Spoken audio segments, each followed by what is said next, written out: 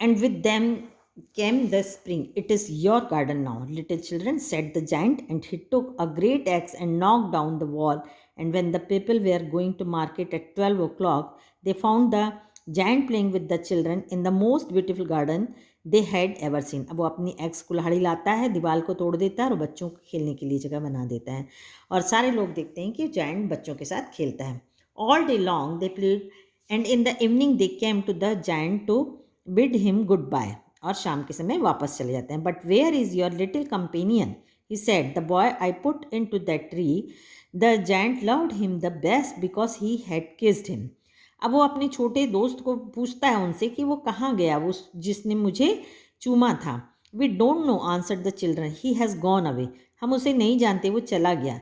You must tell him to be sure and come tomorrow, said the giant. But the children said that they did not know where he lived and had never seen him before, and the giant felt very sad.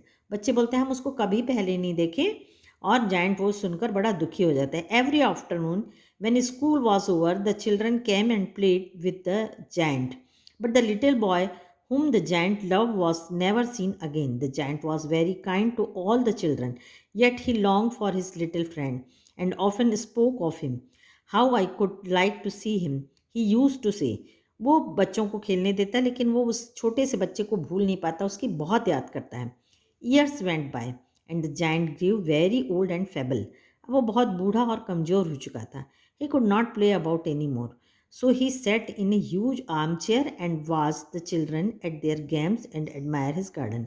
अब वो garden में बैठ के arm chair जो होती है उसमें बच्चों को देखता है और उनकी तारीफ करता है. I have many beautiful flowers, he said, but the children are the most beautiful flowers of all. मेरे गार्डन में कितने सुंदर फूल हैं, लेकिन सबसे सुंदर फूल कौन होता है? बच्चे होते हैं. One winter morning he looked out his window as he was dressing. He did not hate the winter now, for he knew that it was merely the spring asleep and that the flowers were resting. अब उसको winter बुरी नहीं लगती है, क्योंकि उसको मालूम रहता है कि विंटर के बाद स्प्रिंग आएगा और अभी फ्लावर्स रेस्ट कर रहे हैं. Suddenly he rubbed his eyes in wonder and looked. It certainly was a marvelous sight. In the farthest corner of the garden was a tree quite covered with lovely white blossoms.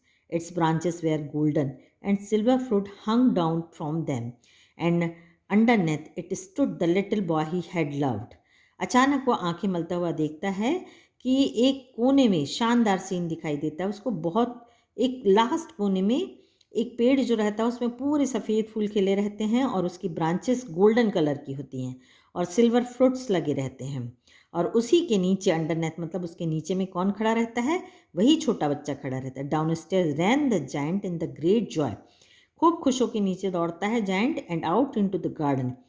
He hastened across the grass and come near the child, and when he came quite close his face grew red with anger, and he said, Who hath dared him to wound thee? For on the palms of the child's hands were the prints of 2 nails, and the prints of 2 nails were on the little feet.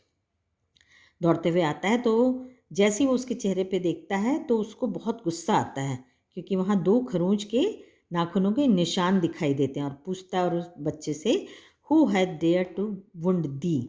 अब इसमें आपको दिखाई दे रहा है who hath dared to wound thee, THEE. ये जो है अमेरिकन इंग्लिश है, शेक्सपियर की इंग्लिश है, वो इसी लैंग्वेज में लिखते थे. तो हु हैड, हैथ नहीं है, वो हैड है, डेयर टू वुंड दिस को दी बोलते हैं. Cried the giant, tell me that I may take my big sword and slay him. मुझे बताओ, मैं अपनी बड़ी तलवार से उसे मार दूंगा.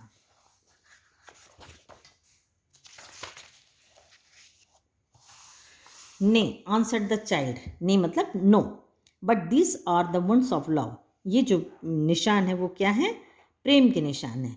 हु आर्ट दाउ. दाउ मतलब ये किसने किया. हु आर्ट दाउ मतलब who are you, said the giant, and the strange awe fell on him. पूछता है तुम कौन हो, उसको तुम अजनबी क्यों लग रहे हो.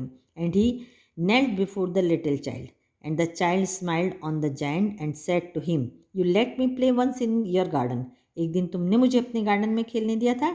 Today you shall come with me to my garden. अब मैं तुम्हें अपने गार्डन ले चलता हूँ, विच इज़ पैराडाइज, जो कि स्वर्ग है।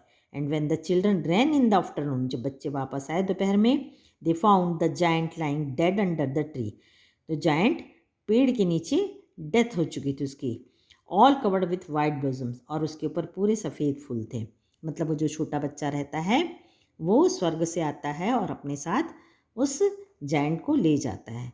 तो आपने देखा कि जो सेल्फिश जायंट था, अपने नेचर से को जैसे उसने काइंड बनाया, उसका दिल पिघला, वो बच्चों को प्यार करने लगा, तो उसके जीवन में कितनी खुशियाँ आ गई। तो हमें भी लोगों के साथ अपनी खुशियाँ बांटना चाहिए, बच्चों से प्रेम करना चाहिए। Thank you.